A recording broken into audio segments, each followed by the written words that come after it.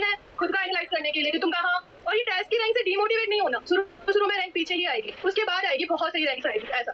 Hello दोस्तों, नमस्कार। एक बार फिर से आप सभी का स्वागत है अपने इस चैनल नर्स लैडर प्रेपर। जैसा कि आप सभी को पता है कि मैं एक एक्सपर्ट टॉक की टीम आपके सामने डेली बेसिस पे लेके आ रहा हूं, तो उसी एक्सपर्ट टॉक की टीम में आगे ही कंटिन्यू में एक और कड़ी जोड़ने वाला हूं। हमारे साथ एक और नर्सिंग ऑफिसर, भावी नर्सिंग ऑफिसर, जिन्होंने हाल ही में अपना एग्ज़ाम क्लियर किया और अपना ड्रीम एम्स को पूरा किया।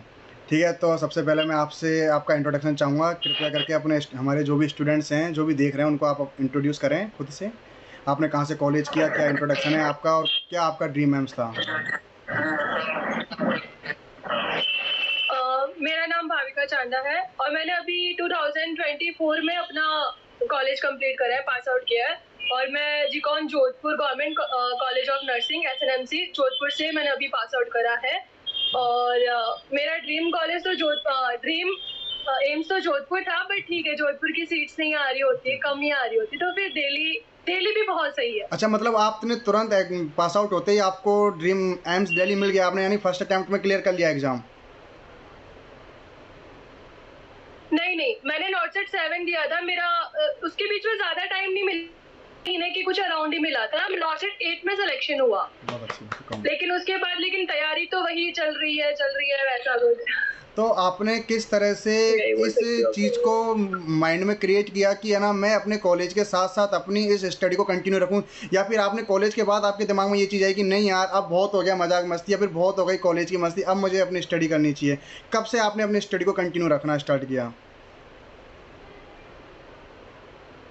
एक्चुअली मैंने कॉलेज के फर्स्ट ईयर सेकेंड ईयर की इतना नॉट सेट की तरफ ध्यान भी नहीं दिया कि क्या होता है क्या नहीं हो, लेकिन काफी सीनियर्स वहाँ पे सेलेक्ट हो रहे थे और ये सब, तो मुझे ऐसे लगा कि यार ये है तो सही। ठीक है, फिर थर्ड ईयर में आके मैंने कोचिंग ज्वाइन करा, फिर थर्ड ईयर फोर्थ ईयर मैंने कोचिंग कंप्लीट करा, रिवीजन करा, इवन PR यादव जो अपनी जो बेसिक बुक्स है वो सब कंप्लीट करा। उसके बाद मैं जब नॉट सेट 7 में 3 महीने बहुत अच्छे से पढ़ाई करी, बट नहीं हुआ तो दुख हुआ, बहुत दुख हुआ। फिर नॉट सेट 8 में पूरा ये पता चला कि स्ट्रेटेजी नहीं थी मेरे पास, कौन कहाँ मैं मिस कर रही थी, कुछ चीजें, क्वेश्चन प्रैक्टिस नहीं आ रही थी, तो वो सब चीजें इंक्लूड करके फिर अच्छे से स्ट्रेटेजी बना के चलो ठीक है, नॉट सेट 8 क्लियर हो गया। तो भाविका, आप जैसे कि मुझे जितना पता लगा कि आपके सीनियर रहे जो आपके जोधपुर में जिन्होंने कॉलेज किया, तो क्या आपने उनसे गाइडेंस ली कि किस तरह से मुझे स्ट्रेटजी फॉलो करनी चाहिए? क्योंकि वो एक खुद में टीचर भी रहे हैं, तो उन्होंने बहुत सारे स्टूडेंट्स को गाइड भी किया है कि इस तरह से आपको स्ट्रेटजी प्लान करना है, इस तरह से आपको अपने एग्जाम्स के लिए मोटिवेटेड रहना है। और जब आपको फर्स्ट एग्जाम में फेलियर मिला नॉट सेट 7 में, तो आपने उस फेलियर को किस तरह से लिया, ओवरकम किस तरह से किया, और आपने किस तरह से पॉजिटिविटी अपने माइंड में रखी उस नॉट सेट 7 के फेलियर से? ये चीज ऐसी है कि काफी सीनियर्स थे मेरे टच में ये बात करते हुए कि हाँ मुझे ये गाइडेंस चाहिए, ये चीज चाहिए, ये समझ में नहीं आ रहा, ये चीजें कैसी होंगी, वो सब हुआ। लेकिन नॉट सेट 7 में जब नहीं हुआ तो बहुत ज्यादा डिप्रेशन था, क्योंकि मेरे को ऐसा था कि नहीं यार मैं निकाल लूंगी, 2 साल से पढ़ रही हूँ, थर्ड ईयर फोर्थ ईयर पढ़ा है, अच्छा पढ़ा है, निकल जाएगा। बट नहीं हुआ, तब ये चीज हुआ कि थोड़ा उठ भी नहीं पाए, 1-2 दिन तो बेड से ही वो चीजें हो रही थी काफी कुछ। फिर रियलाइज हुआ कि नहीं गलती मेरी ही है, मुझे मेरी गलतियां पहचाननी है कि मैं कहाँ गलती कर रही हूँ, कहाँ चीजें समझ में नहीं आ रही थी। मैं पेपर में बैठी थी, उस टाइम समझ में नहीं आया, क्वेश्चन प्रैक्टिस मेरी इतनी नहीं हो पा रही है, थ्योरी में ये चीजें यहाँ से भूल रही हूँ, वो सब चीजें। इवन सब कुछ नहीं पढ़ना होता कि हाँ सब कुछ बैठ के पढ़ रहे हैं, वो सब नहीं करा। जो मेन टॉपिक्स हैं वो तो होने ही चाहिए, वैसा वाला सीन हुआ। तो समझ में आया कि चलो ठीक है, ये करना है, और ये चीज है। जैसे कि और ओवरकम का तो ये था कि मेंटली सपोर्ट मम्मी पापा भाई बहन सब लोग साथ में थे, पता था कि हाँ तू कर लेगी, ये चीजें बहुत बहुत मायने रखती है उस टाइम। तो जैसे कि एक होता है, ड्रीम होता है कि यार हमें इंडिपेंडेंट होना है, तो जब आपके पास, जैसे मैं जनरली क्वेश्चन करता हूँ सबसे, कि जब आपके पास फर्स्ट सैलरी आई तो आपके क्या रिएक्शंस थे? आप हमारे जो एस्पायरिंग स्टूडेंट्स उनको बताइए, उनको जैसे मोटिवेशन मिले कि गवर्नमेंट जॉब कितनी ज़्यादा बेनिफिशियल है। तो आप जो फर्स्ट सैलरी आपके पास आई थी तो आपका कैसा माइंड? सैलरी तो अभी जी एक्चुअली सर फर्स्ट सैलरी तो अभी आई नहीं है, मेरे को अभी 1 मंथ ही हुआ है ज्वाइन करा हुआ। बट हाँ ये सोच के हो रहा है कि नहीं फर्स्ट सैलरी से मुझे ये लेना है, वो लेना है, ये करना है, वो करना है, बहुत कुछ हो रहा है। मतलब तो फर्स्ट सैलरी तो नहीं है, 1 मंथ ही हुआ अभी ज्वाइन किया हुआ। मतलब जितने भी आपको जो भी आपको नेगेटिविटीज मिली, जो भी फेलियर्स मिले, उनका अब जो आउटकम जो आपके पास मिल रहा है, आप किस तरह से उसको ले रहे हो, कि किस तरह से आप उसको पॉजिटिविटी में ले रहे हो, कि या जो फेलियर्स हैं या जो भी स्टूडेंट्स फेलियर्स की श्रेणी में, या फिर जो बार बार तैयारी कर रहे हैं लेकिन हार नहीं मानी उनको, तो किस तरह से वो इस चीज़ को ओवरकम करें, क्योंकि लास्ट में जब मंजिल मिलेगी तो उसकी खुशी ही अलग होती है। तो वो उनके लिए आप क्या एड्रेस करना चाहोगे उन स्टूडेंट्स के लिए? हाँ, मैं एक चीज तो बताना चाहूंगी आप सबको, जो मैंने खुद ने पर्सनली फील करा है, कि तुम्हारा जब तक सिलेक्शन नहीं होगा ना, तो तुम्हें आसपास के लोग, इवन तुम्हारे बहुत सारे लोग तुम्हें इतना कुछ बोलेंगे, यार लाइब्रेरी जा रही है, पूरे दिन पढ़ती रहती है, पता नहीं क्या करती रहती है, ये वो बहुत कुछ सुनने में आएगा। इवन तुम खुद एक बार खुद पे डाउट करने लग जाओगे, यार मैं सही तो कर रही हूँ, या ये चीजें सही तो है, या मैं कर पाऊंगी कि नहीं कर पाऊंगी, यहाँ तक तुम्हारे ऊपर डाउट आने लगेगा।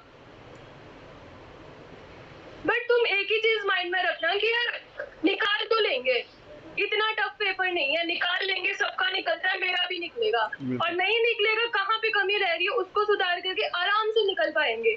और जिस दिन ये होगा ना, सिलेक्शन हुआ कि हाँ मतलब रिजल्ट आ गया, मेंस का रिजल्ट आया है कि आप सिलेक्टेड हो, तब जो तुम्हें पता चलेगा भाई सब कुछ खत्म।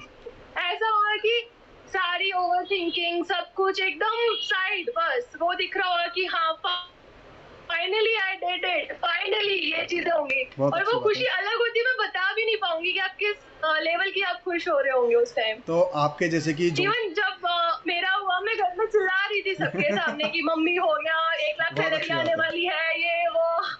अभी जैसे कि आप जिस कॉलेज से पास आउट हुए हो, जोधपुर के जिस भी कॉलेज से आपने जो बताया एड्रेस किया, जिस जहाँ से आप पास आउट हुए हो, तो वहाँ पे जो एस्पायरिंग नॉट सेट स्टूडेंट्स हैं, या फिर जो भी कम्पिटिटिव एग्जाम के लिए, नर्सिंग कम्पिटिटिव एग्जाम्स के लिए एस्पायरिंग है, जो प्रिपरेशन कर रहे हैं, आपके पास कॉल भी आते होंगे कि मैम कैसे क्लियर किया, कैसे किया, तो आप उनको किस तरह से एड्रेस करना चाहोगे, अपने कॉलेज के स्टूडेंट्स को किस तरह से एड्रेस करना चाहोगे, आप उनके लिए कुछ बोलिए।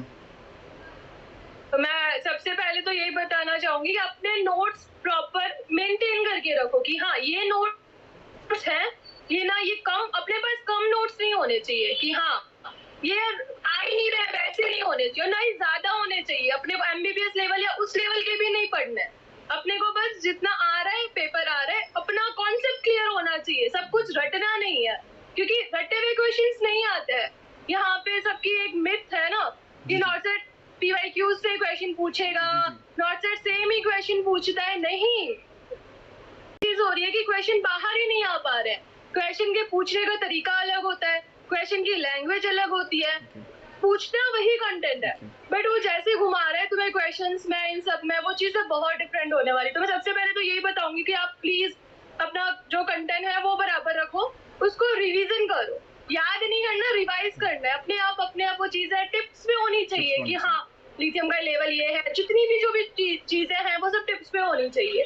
इवन तुम बेसिक बुक सॉल्व करो, क्वेश्चन प्रैक्टिस मस्ट नीड ना, कि तुम एक जैसे पीआर यादव जो बेसिक बुक है, और ये बोलते पीआर यादव से क्वेश्चन नहीं आते हैं, पीआर यादव के जो नीचे कंटेंट दे रखा होता है वो टिप्स पे होना चाहिए आपके। उसके बाद कोई एंक्लेक्स उठानी है, मौसमी, या जो भी एक सिनेरियो बेस्ड बुक है वो उठाओ फॉर क्वेश्चन प्रैक्टिस। टेस्ट देना है खुद का एनालाइज करने के लिए, टेस्ट देना है खुद का एनालाइज करने के लिए कि तुम कहाँ, और ये टेस्ट की रैंक से डीमोटिवेट नहीं होना, शुरू में रैंक पीछे ही आएगी, उसके बाद आएगी बहुत सही रैंक आएगी, ऐसा। तो लास्ट में मैं आपसे एक ही सवाल करना चाहूँगा, जैसे कि अभी nurse ladder prep test series भी लॉन्च की है, टेस्ट सीरीज, और टेस्ट सीरीज में expert team doctor Atul Gupta हैं, एक्सपर्ट टीम के थ्रू हम टेस्ट सीरीज लाइव करने वाले हैं, टेस्ट सीरीज रखने वाले हैं मेंस के लिए। तो आपने भी कुछ रिव्यू किया होगा, तो आप किस तरह से नर्स लैडर प्रेप को स्टूडेंट्स के सामने एक्सप्लोर करोगे? मैं एमसीक्यू के तो ये लिए बोल रही हूँ, जितनी थ्योरी इम्पोर्टेंट है उतना ही एमसीक्यू प्रैक्टिस इम्पोर्टेंट है।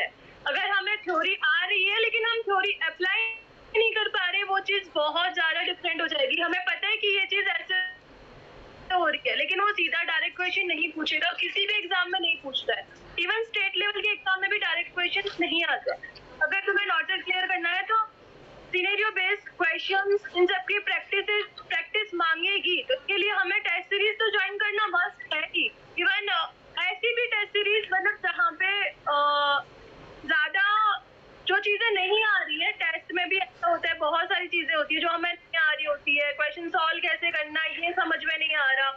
उनकी एक अलग से नोटबुक बनाओ, उस नोटबुक में आपको जो क्वेश्चंस नहीं आ रहे वो क्वेश्चंस लिख दो कि हाँ ये क्वेश्चन मेरे गलत हुए हैं और ये मेरे क्वेश्चन क्यों गलत हुआ है। टेस्ट देने से ज्यादा इम्पोर्टेंट है टेस्ट का एनालाइज करना कि आप कैसे उसको, मेरा ये इतने नंबर कैसे आ रहे हैं, ये चीज कैसे हो रही है, ये चीजें ज्यादा इम्पोर्टेंट करती है। और ये thank you so much Bhavika, और आपने बहुत अच्छी बातें बताई, स्टूडेंट्स को एड्रेस किया कि क्वेश्चंस कहीं बाहर से नहीं आते, क्वेश्चंस वही होते हैं, सिर्फ उनकी लैंग्वेज चेंज होती है। कभी एक्सेप्ट वर्ड यूज कर दिया जाता है, कभी डू नॉट वर्ड यूज कर दिया जाता है, कभी उसके अंदर कुछ एक दो चीज़ें ऐड ऑन कर दी जाती है, लेकिन क्वेश्चन कभी नए नहीं आते। ये बहुत नई चीज़ और बहुत अच्छी चीज़ है आपने स्टूडेंट्स के लिए एड्रेस की है। तो स्टूडेंट्स आप सभी के लिए भी मैं यही कहना चाहूँगा कि जो भी चीज़ पढ़ रहे हो लिमिटेड पढ़ो, लेकिन उसको कंप्लीट पढ़ो। थ्योरी प्लस एमसीक्यूज, लास्ट में एमसीक्यूज बहुत ज़्यादा करो, और अपनी लास्ट मिनट स्ट्रेटजी, जो आपके जो भाभी जो नर्सिंग ऑफिसर हैं जिन्होंने अभी एग्जाम क्लियर किया, फर्स्ट अटैम्प्ट में एग्जाम क्लियर किया है, तो जिन्होंने भाविका ने बताया कि आपको अपना एक टिप्स एंड ट्रिप्स का प्लान रखना है। जो भी आप एग्जाम दे रहे हो उसका एनालाइज करना बहुत ज़्यादा जरूरी है, ना कि एग्जाम देना ज़्यादा जरूरी है। जितने भी आप एग्जाम दे रहे हो उनका एनालाइज करो, जितने भी क्वेश्चन है आप एक बुक बनाओ, अपनी खुद की बनाओ, स्मार्ट स्टडी करो। स्मार्ट स्टडी इसी को कहते हैं, आप जो मुझसे क्वेश्चन करते हो ना, smart study smart study smart study smart study, दोस्तों स्मार्ट स्टडी इसी को कहते हैं कि आप भीड़ में से हट के कुछ नया कर रहे हो और अपना मुकाम हासिल कर रहे हो। Thank you so much Bhavika, आपने अपना कीमती समय दिया हमको, और नर्सिंग जो भी एस्पायरिंग स्टूडेंट्स हैं उनके लिए बहुत अच्छा एक मैसेज दिया आपने कि किस तरह से उनको प्रिपरेशन करनी है और किस तरह से वो अपनी आगे की तैयारी को कंटिन्यू रख सकते हैं। Thank you so much.